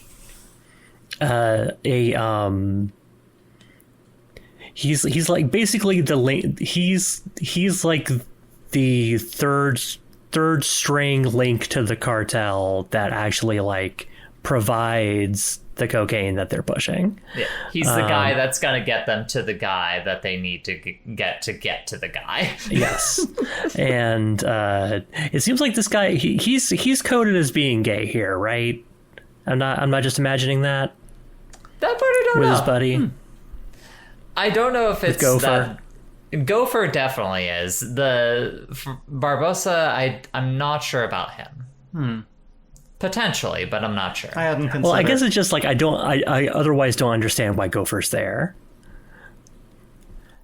That's a fair point. Because like Gopher is like one of this guy that Evie's talking about, like henchman, and he's extremely queer coded to the point that like it's potentially offensive, but it's okay. Like, if this guy I'm talking about is maybe queer coded, Gopher is definitely queer coded. Like there's no real question about that. But I'm just for the sake of moving forward, I'm just going to say his name's Barbosa, even though it's definitely not Barbosa. Barbosa and Jason, like butt heads, they have friction to the point where John realizes, if they don't take care of each other, like one of them is going to kill the other one. And so... in a really great scene, I want to touch on that scene just a little bit, just because it's such a like weird expression of like masculinity, like butting heads with each other, because the way that they do it specifically is like they play the like slapping your palm games where like one person holds their hand open palm over the others and like you're supposed to pull your hands out before the other person like slaps your hand, and it seems like such a silly thing for them to want to do, but it kind of works perfectly for Jeff Goldblum's character specifically because of just how not wanting to get in the dirt he is. Like Eddie or him, the like kingpin guy they're trying to target is condescending so hard to him that he's like, no, I'm going to flex my masculinity to you by like playing a literal children's game with you and like making your knuckles bleed. Like that is, and he's buying into it because he doesn't want to back down. Yeah, because he has that petulance within him. Like he insists on continuing, and when he finally properly loses, he stomps out like kicking over like stools and everything. Like a fucking child. But yeah, that's a real character development there. It's really good. The really good scene. The real character development is when he gets his dark jacket. That's what you know. When he slicks back his hair into 80s mode, and it's like, oh yeah, that's we got evil Goldblum. Fit fucking check for Jeff Goldblum in this movie. The outfit that he is wearing for like the back half of the film, phenomenal costume design. Evil Jeff Goldblum unlocked. You have to do like a secret code sequence to get him in the character select menu, but when you do, that outfit is sick. Like he hits you with the fucking fit to front Depeche Mode. This man just fucking sleek black. He's got the raging demon. I was gonna say like evil Jeff Goldblum hits you with the raging demon or the Rambukin. Like raging storm. I think he looks ridiculous. I think he looks like the Dracula Flow. I'm moving different. Yeah. I don't even know if this is cocaine. Evie, you know who looks cool? Dracula Flow. Dracula Flow does look cool, but Jeff Goldblum as Dracula Flow does not look cool. I'm sorry. I love him. Okay, continue. Anyway, so before he gets the sick jacket and the slick back hair, he still looks like a fucking dweeb. And but he and John decide, because they become partners, and as part of this whole operation, they meet up with their money launderer, a woman named Betty, who operates a like antiquities type store, and like uses some kind of loophole to launder money doing it. And she and John like get a fling started, and she's kind of like, for a while they're kind of like the third part of their operation. But they all collectively decide to fuck over Barbosa before he has a chance to fuck them over. But as it turns out, Barbosa was already partially ahead of the curve because he has a connect through Gopher, that's like an undercover cop that needs to get a bust. They connect to a dirty cop who is the partner of Taft, who is played by Clarence Williams III, and he's a very important character because he's another duality type thing where he and John clearly like see each other in each other. And they are kind of like on opposite sides of, like weirdly on opposite sides of the law, but also not really, because Taft is a not undercover cop and John is an undercover cop. But he is a drug dealer, more importantly than any sort of cop he is. I was going to mention, like, and also, if we take it real quickly back to, like, the conversation they're having at that dinner where, like, that whole kind of, boys club fighting and bullshit goes on, they're not taking seriously Goldblum's thing. Like, we forgot, he made Super Coke. Like, he made, like, a synthetic Super Coke And that's like part of like him trying to get his foot up in there, and like everyone's shitting all over him. But like that's I forgot, like we gotta talk, what about the Super Coke? He made like a synthetic Super Coke, and like he's trying to get up on that, and like that is hinted to like earlier on when he's like making a deal with Fishburne to become partners, and that dawned on me. I was like, right, the fucking Super Coke. Here's a question in regards to the Super Coke. Do you think they very intentionally cast the guy, their like lab guy that plays the man who invented Super Coke, because he has red hair, he is white, and has blue eyes? 100%. 100%. Because that's another... Once my brain started spinning around the color scheme of that, I was like... Oh, that even this fucking guy, the red, white, and blue man made the Super Coke. Yeah, it's within the states, but actually, making a synthetic deadly drug that can't be traced or policed. To talk about Taft very briefly, that is definitely a duality that they want to set up, because kind of going back, there's a bust earlier on Fishburne's character, like pretty early in the movie, that Taft does, and he gets like interrogates him, and like what the first thing that Taft says to him is like, what are, like he calls him Judas specifically, and like you can interpret there's a duality in that statement as well, like because you can easily see that as like, oh, you are a traitor to the black community because you're, you know, like shelling drugs out there, but also Taft knows at some point in the movie, Taft figures out that he is a undercover cop. The movie never really explicitly tells you when that is, though. So part of you has to wonder if like that is also Taft trying to like call his shot and say like, I know what you are. I know that you are an undercover cop.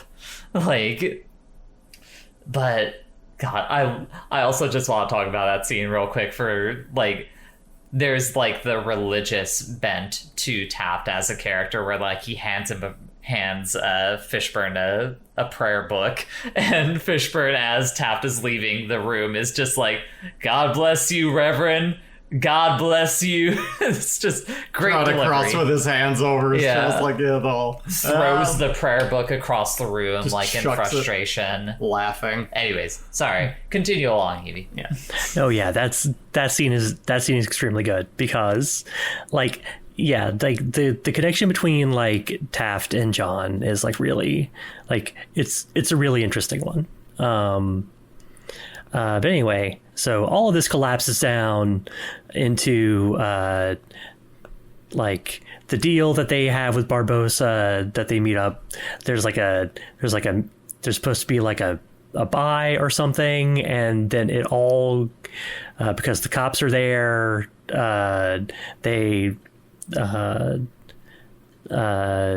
John knows that Barbosa's wearing a wire, and shooting starts, and so everyone piles into Barbosa's limo, and then like the wildest scene in the fucking movie happens, where everyone is screaming. Everyone's losing their shit. Like Jeff Goldblum is like, he is like, we see, like, it is the moment where this is his supervillain origin story moment, where he finally realizes that he likes the taste of blood. And so like John is driving the car while Goldblum has a gun on Barbosa, and Betty's there, and she's having a bad panicking. time. Yeah, she as anyone would. And Barbosa is basically just like, I'm trying to even like conceptualize what he's doing. Like, he's kind of bargaining, but also just like goading along the situation. And like, eventually Jeff Goldblum just like starts shooting him in his hands and is like, get out of the car. And Barbosa's like, yeah, it's fine, I'll get out. Slow down the car. He's like, no time for that. No time for that, Goku. Yeah, get out of the car. Get out of this car moving at highway speeds. Yeah. Yeah. And, the chase continues and continues until you hit, like, a fever pitch, and, like, Barbossa is finally like, fine, I'll get out of the car. I'll see you in hell. And, like, Goldblum's like, yeah, we'll get shrimp together. Kicks the guy by the butt out of the car, while Lawrence Fishburne is, like, white-knuckling the steering wheel and, like, going, like, ah! There's an incredible shot where Fishburne is screaming, and like I can't imagine what direction he was given to make that noise, because it's just great. like It's not a manly scream. No. Yeah, But it's no, also great that no. after they kick the guy out of the car, he immediately gets hit by one of the cop cars and just very clearly, if you thought he wasn't dead, It's so good. Double tap. Love a good dummy getting hit by a car. And then, after he kicks him out of the car, Jeff Goldblum, like, sticks his head out the door and is like, and then we'll get barbecue jumbo shrimp, motherfucker! It's like a white guy on coke. Fucking... Like, get in the fucking car! It's so good. It's such a good fucking scene. He's starting to taste blood and he's going nuts. Which, I guess, to tie it into, like, the budding capitalist thing, that if you want to analyze it from, a more socioeconomical, like, perspective, that is the moment where he realizes, like, in order to be a successful capitalist, you have to kill. Mm-hmm. Like, you have to do harm to another person, like, in some way or another, in order to succeed out there. And, yeah. But the funny thing is, you will never succeed unless you take a human life. I mean, basically says it. Yeah, there's a whole thing where Barbossa tells Jeff Goldblum, just like, hey, you should kill someone. It feels great. Yeah, like, it's pretty great. You ever killed a man? Like, it's... And yeah, like, the DE agent talks to, John, basically telling him, like, you need to come with me right now. You fucked this whole thing up. Like, I'm taking you, we're gonna go do this other thing. This operation is done. You disobeyed orders. And Fishburne snaps and, like, finally gets the word out of him, like, what the fuck is actually going on here? And turns out it's just fucking turtles all the way down, because the state now likes Guzman, who is, like, the top of the pyramid that allows the drugs to flow out of, Latin America into the US. So this whole operation has been for fucking nothing. Yep. All that harm, pointless. Yeah. Because now the DEA wants him to be the president of where he's from. And it's like, well, what the fuck? What do you mean? The true futility of the war on drugs just laid bare out before you. Like, this is all just a shell game for people that went to, like, Princeton to, like, get closer to the White House or, like, the Senate floor and stuff like that. And that's where, it's funny that both Goldblum and Fishburne in that event essentially have both had their rugs pulled out from under them, because one could argue that Goldblum up until that point thought he could be successful without ever having to pull the trigger. Yeah. And that Fishburne thought that he could do good by, just going along with what the state told him to do. Mm-hmm. And turns out, no, you fucking can't. Turns out everything... You fool! Mm-hmm. You fool! You foolish fool! Yeah. Yeah, like, I think, like, for, like, I guess the whole, like, this only made sense as long as, like, they actually got rid of, like, as long as they actually, like, got the producers. As soon as, like, it was clear that wasn't going to happen, and, like, the cocaine was still going to, like, come into the country, just, like, that is just, like, yeah, it just becomes a perfectly worthless exercise, and it's just like, well, I became an extremely rich and violent drug dealer for nothing. Yep. Yeah. Well, as Fishburne says, I'm going to continue to be a extremely rich and successful drug dealer in order to, he essentially becomes a rogue undercover cop at that point, where like his plan is effectively, fine, fuck the government. I'm just going to use my connections to get closer and closer to Guzman until I can finally take him out. But there's like the small hurdle of Gallegos, who is like the second rung down from him, who they basically take care of like very quickly, more quickly than I think I thought it would have gone. Like, he shows up, tells them like, hey, you inherited the debt of the guy that you killed, so either you get me that money or you're going to die. And their response to that is basically like, fuck you. Yeah, what if we just killed you instead? Yeah, what if we just killed you and took all the money that you had? Yeah, they initially tried to pay it, and they're being told by one of Gopher. By Gopher about like, he did not owe that much money. He's gonna kill you guys. Yeah, that's a very so they funny bring line as much to as read. they can, and he's like, well, you didn't bring me quite as much as you owed me, and there's like penalties and late. Let's just say another mil. They go, yeah, another mil. So he's Fishburne starts taking out the stack of money, uncovering a gun, pulls the gun out of that suitcase and blows his head off. Yeah. Gopher reminds me of, like, in Final Fantasy VII, there's a villain who, like, looks kind of similar to him. He's like the Shinra tech guy. He's like small, little, like, toad-like. Yeah. He doesn't do much, but he is like a bumbling, like, I just handle the money. Mr. Dubois. Mr. Strife, I'm very busy. Mr. Dubois. I don't know anything about your missing mana. I do like that after they kill Barbosa, Gopher's just still around. Like, he's just there. He's hanging Like, around. I hadn't even considered that, but you're right. He's just still there. He's there. He's the drug mascot. Yeah. But yeah, so they kill Gallegos, steal a very brightly colored van full of drug money. it's just $11 million in a van.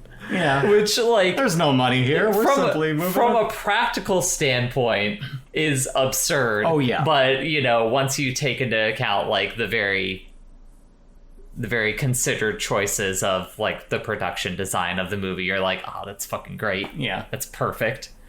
They steal that van. They set up a meeting with Guzman. Gopher tags along specifically to take a video of the exchange going on. They show the super cocaine to Guzman, and they're like, Buy it. yeah, it's not that they say to buy it. One of his, like, henchmen, like, try it, and he's just like, buy it. Oh, yeah, buy it. Sorry to interrupt, but, like, it's worth noting that Guzman, like, shows up in, like, a limousine with, like, diplomatic plates and, like, a dozen guys.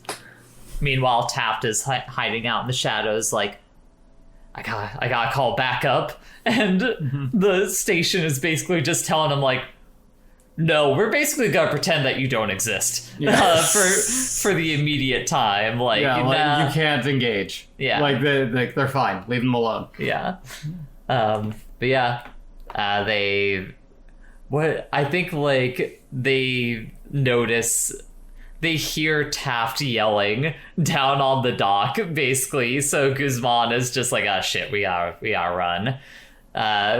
Taft, like, approaches him, tries to confront him, and Guzman's just like, I keep my money in a bank. I don't know what the fuck that is up there. I see a vehicle. What's this money you talk about? Yeah. And it basically just turns into a confrontation between Goldblum and or between Jason, John, and Taft. Mm-hmm. And, John doesn't want to do it. He is being pushed to his limit here of, like, but can you also take the life of just a normal cop who is not exactly like you, but more or less just you? Mm-hmm. Like, this is another black police officer. Are you going to shoot him to get what you need to get in this situation? He cannot do it, and Jason just shoots Taft from up on the ship, and you get a nice little confrontation between the two of them where, you know, Taft is kind of surviving. He's not feeling great, you know. John has to be like, why the fuck didn't you wear a vest? And Jason's just like, well, oh yeah, John outright tells him, like, I am a cop. And Jason is basically like, I don't care. Like, remember that speech I gave on the boat about, like, no such thing as America, and no, like, all these nationalities. Yeah, nationality, and shit. race, you know, like, it's just rich and poor. Yeah. We are partners right now. Here, let me take care of the thing that's holding you back right now. And just shoots him, like, direct in the chest. No coming back for Taft. He is dead. And, you know, that is the final straw for John, and he just slowly gets up, is like, you shouldn't have done that. Like, That real line read is so good. It's really it's good. great. It's so good. I'm an undercover cop. Yeah. Like, Lawrence's performance in this whole thing is fucking amazing. Like, you know, of course, like, you know, fuck, I keep forgetting his fucking name. Silly man. Jeff Goldblum. Jeff Goldblum. His, like, the way that he transforms over, like, his, like, realization of, like, needing to do what he has to get what he wants. His development is incredible. Like, those two being the central focus of this story. It's amazing just watching, like, just, oh my god. I just really love the character development, and I love how it's acted out. Yeah. Like, there's so many great characters in this. Yeah. And, you know, at the end of the day, Russell decides, like, nope, I am a police officer. You are under arrest. Except he does not arrest him. They basically just have a Western, like, standoff. And Russell wins the draw. And, you know... Man, that was some deep cover. But it does Yeah, get that's what deeper. he says. It's a really weird way to end the movie. You know, Russell looks directly into the camera and says, man, that was some deep cover. Credits The end. roll. No, but I'm just saying, like, there you're feeling that already. But then Yeah, you get we come to the, you know, you get a coda yeah. where obviously you can't just end on that. No. Like, you have decided that you are a cop again. You have all this money in this van. You have killed a major drug dealer. And you have confronted a politician that was connected to that drug dealer. So they get in front of a committee where they essentially have to explain, like, why the operation succeeded, per se. Quote unquote. And the DEA agent, like, his DEA contact, has to tell him, like, no, yeah, you need to talk about how much our agency helped, especially me, in completing this task. And if you don't, Betty here, who, you know, We're gonna send your girlfriend up the river forever. You can't make the agency look bad. Yeah, exactly. Yeah. And Fishburne begrudgingly is like, fine, but I want it in writing, like, the exact thing that, like, I just can't make the agency look bad. Yeah. And, you know, he gets up there, says, like, oh yeah, the fact that this was successful was because of that guy back there, you know. However, it was only almost fully successful. And calls Gopher from the audience, who's, like, fallen asleep in the crowd. He's straight up honk shooing and me-me-meing back there. And has him bring up a tape, because a thing that I noted, like, right away as soon as I saw Gopher in the car with John and Jason in that scene is like, oh, he has a video camera. That is going to 100% come back in some kind of way at the end of this. And sure enough, they took footage of Guzman, like, taking part in the drug deal, and a whole huckus breaks out in the committee room. People having to slam gavels, be like, oh, this is all out of order. This is slanderous. How dare you? It's just like, I did what you said I had to, so you can't send my girlfriend up the river. It's like, all right, peace. Yeah, Russell basically just pieces out and leaves, and the DEA Super deep cover. the DEA agent like tries confronting him, seeing like this is what gets the deal, and then he punches the DEA agent in the face, grabs him by the collar, and is like, "Do you know?" Asks him the question that he was posed earlier on, saying specifically like the latter is someone that would be stupid enough to tell you, like to tell you what I did with that money or whatever. And so at the end of it, you know, he walks to the graveyard, you know. Well, here's the thing: we have to. We didn't talk about that part at all. Oh, we didn't. That's right. Because it feels like it.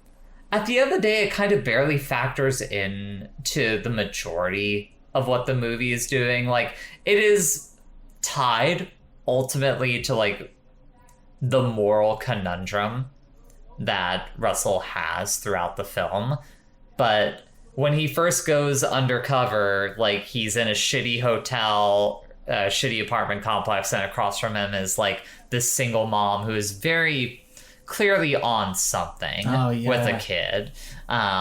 And, you know, eventually at some point throughout the story, she smoked too much, went into convulsions, died. So the kid was just kind of left without a mother. And, you know. Before that, though, there is a moment where, like, she tries to sell her kid to him for like $3,000. So fucked up. $2,000. I can't go lower than that, man. That's He's like, the I want to bleakest buy your thing in this kid. What the movie. fuck?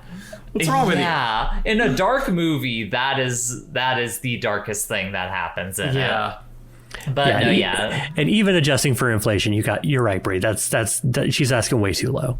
Yeah. So, like, you know, he does visit her grave at the end and puts the two bloody $5 that he got from his father, like, gripping them at the end of him being shot on her grave. All while there's a narration specifically of him asking the audience, like, what would you do? Yeah, like, me and Jason walked away from that van with this much in cash. I could do this or I could do that. What would you do? Specifically. Like, just... But my favorite... Like, I am so... I guess kind of going into final thoughts here. I know I usually like to have the person who suggested it start off, but I just want to say, Evie, I'm so happy you suggested this movie. This was a wonderful film. This is my favorite kind of movie to discuss. Like, I don't know if it's going to be, like, in my favorite movies of all time, but it's exactly the movie I love to talk about because, like, there's just... Anytime a movie actually, like, is actively feeling like it is in dialogue with the audience, like, and there's, like, real meat to those bones of whatever question it is, like, posing to you. I love that shit. Like, I eat that shit up every fucking day. So this is going to be one that I'm pretty sure I come back to, like, a lot of times. Like, this is up there in terms of, like, the movies that we've had to watch for the podcast so far. Like, highly recommended if anyone listening to this has not watched it yet. Evie? Okay, yeah. Sorry, I didn't catch that you were throwing it to me. But yeah, like yes, I'm glad that we didn't ditch this movie to talk about long legs instead. But yeah, like it's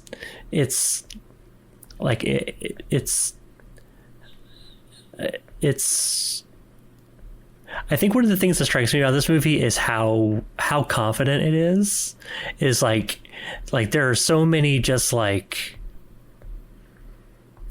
really like so many cool choices are being made by different parts of like the production. Like, you know, you have like Goldblum and Fishburne making like really interesting choices with their characters, and like, what's the weirdest thing you've ever done sexually? We didn't even talk about that. Where that's the barometer for where they're at with their relationship. That's like literally the last thing he asked him.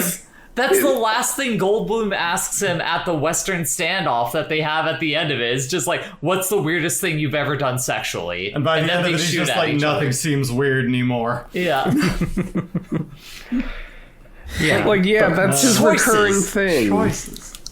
Great choices. I just love a scene that opens with that. I love that so much. And That's the line I will maybe not be like actually quoting to people out in public, but I'm gonna bring it up a lot. I love it. mine's gonna be, don't give me any of that shit. From when that's when like Fishburne is yelling at the DEA guy, I think at some point. Anyway, but yeah, this movie is great.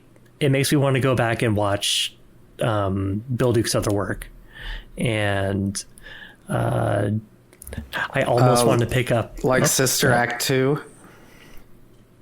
He did direct Sister Act 2 on top of the other movies I mentioned that actually sounded good.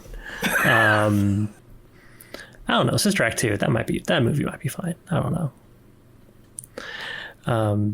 Also, I was looking at like the Criterion release for this movie, and like the cover is like a really cool illustration of Fishburne with like the purple lighting. The bisexual lighting to it. The like, bisexual lighting. It's so good. There's heavy like bisexual vibes from Fishburne in this movie. Oh yeah, from many of the characters. Oh yeah. Like he's got like the one earring that gets pulled off when he's like when Gallegos gets in their face.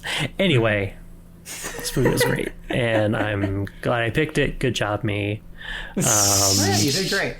Good job. You made a great movie, Evie. Yeah, thanks. It's all on me. Bridget, what did you think about it? Yeah, this movie's great. I very much enjoyed the,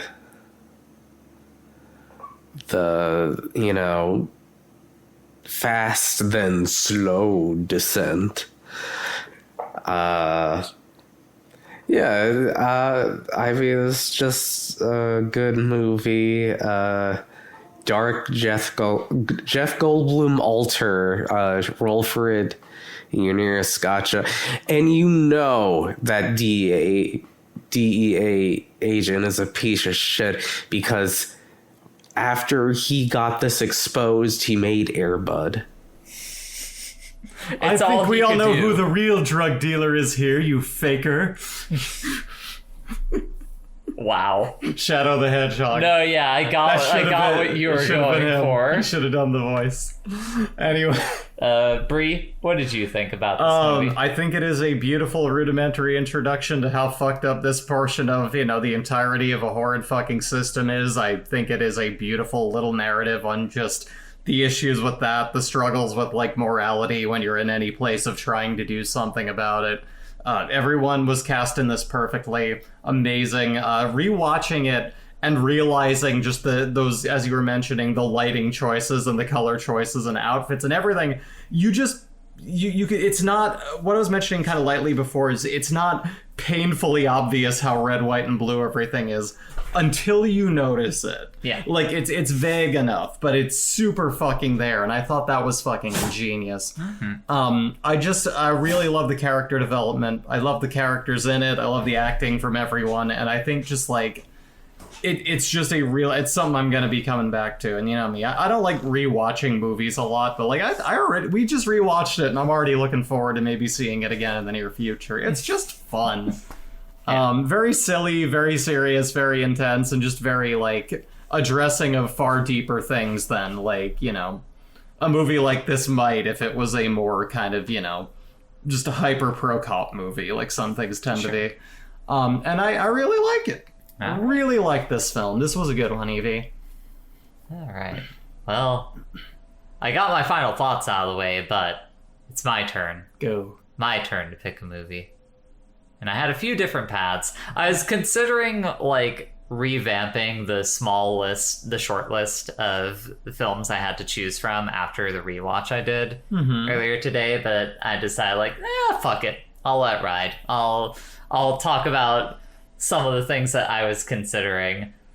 So, number one on the list was a movie that I have not seen before, To Sleep with Anger.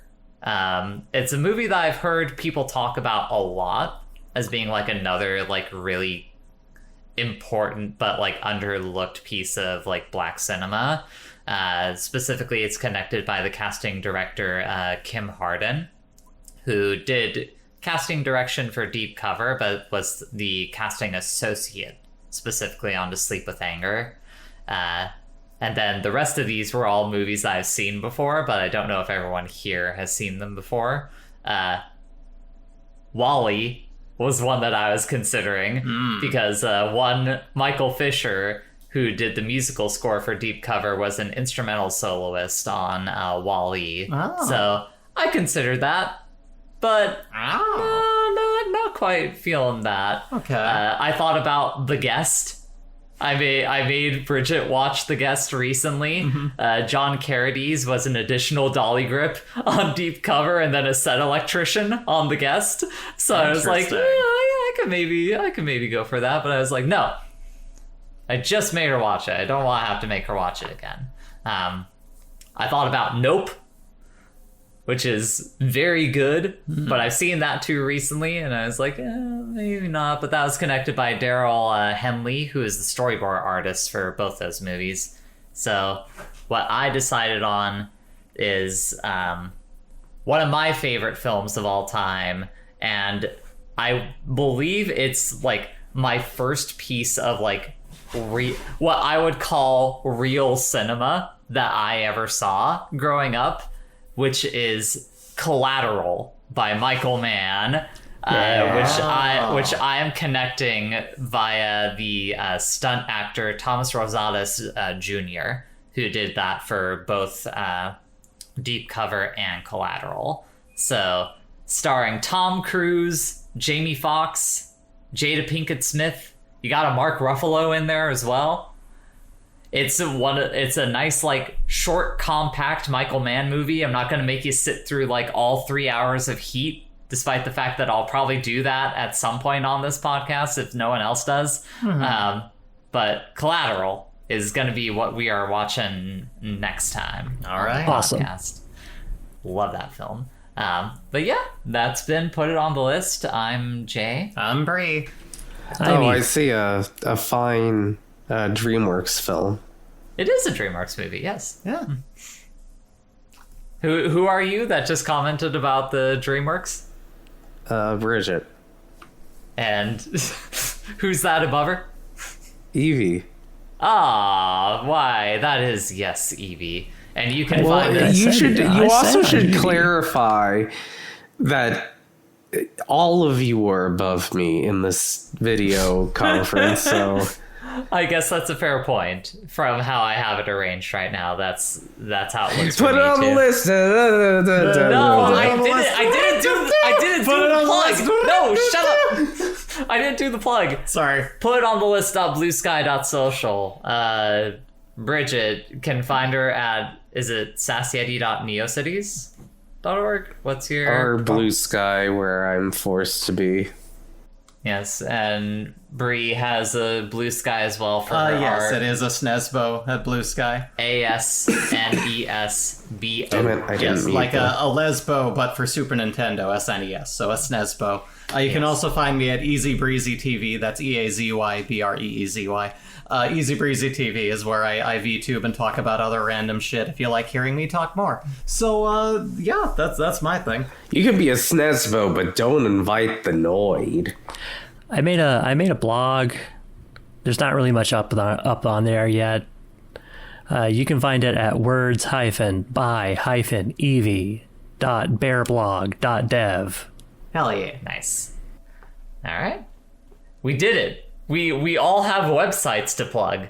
Yay! Yay! All right. Thank you for tuning in, everyone. Take care. Bye. Bye.